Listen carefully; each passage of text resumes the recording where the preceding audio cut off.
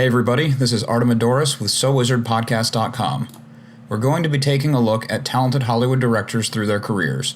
We'll follow their careers chronologically, hitting the big movies we all know and love, dusting off some titles we may have forgotten about, and with any luck, finding great movies that you may have missed. We are starting with the massive career of Steven Spielberg.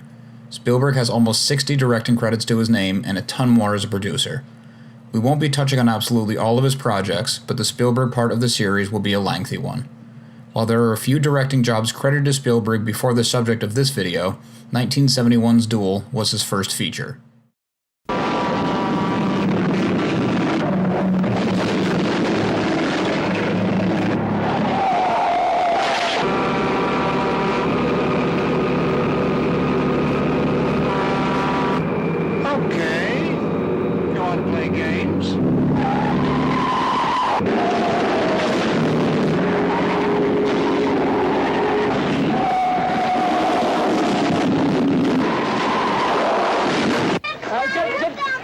Get back in the bus, please. Please, come on. Come on, back in the bus.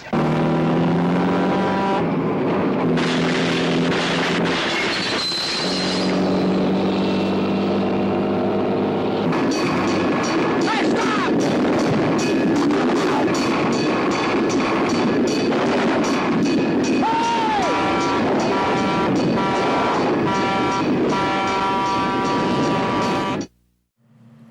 This feature is a made-for-TV movie, which may attach a certain stigma to it for some viewers.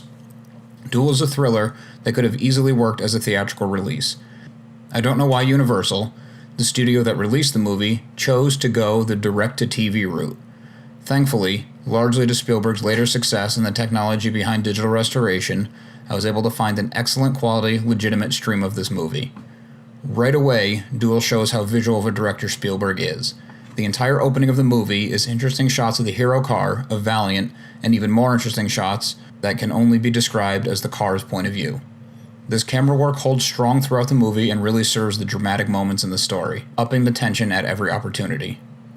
Another element that ups the tension are the effects. Clearly, Duel was created before the heavy-handed use of CGI, so the stunts and driving work are all practical effects. Practical effects, when done right, age very well. Furthermore, there was only a single tanker truck available for the movie, so messing up wasn't an option. More on that toward the end of our conversation. There are no characters introduced early in the script. We are mesmerized by the road's evolution from suburb to remote driving. The only voices and personality we get for the Valiant are through the car's own radio. Finally, we meet David Mann, played by Dennis Weaver. Mann is basically the only character in the movie and shoulders the responsibility of carrying the whole story on his shoulders. Being the lone actor in a movie is no easy feat. Weaver does a serviceable job of keeping the story on the rails, but something is really lacking in the character department. Mann doesn't have an arc. He doesn't have a want beyond reaction to the situation around him, and his background is barely more than implied. We get a piece of a conversation Mann has with his wife. From this brief encounter, we are supposed to put the pieces together that maybe Mann isn't the most assertive guy. Maybe he lacks the spine when push comes to shove, but maybe I'm just filling in those blanks to have a character to follow. Mann is being menaced by a faceless truck driver. The design of the truck is amazing. It's a Mad Max-looking tanker truck that Spielberg himself had a lot of say in how it would look. Many trucks and designs were considered. Universal left it up to Spielberg. The studio, ceding creative control here, isn't the only time this decision would pay off for them. Spielberg knew Duel would be important for his career. He was given a modest budget of $500,000, and an even more restrictive, he was given a mere 14 days to shoot the 90-minute movie. There was very little margin for error. In addition to his skills as a filmmaker, Spielberg proved his business sense to the studio when he came in $50,000 and 2 days under budget. There's going to be spoilers for the end of Duel from here forward. If you haven't seen the movie, which I recommend you do, stop here, go check it out, and come back for a little piece of trivia.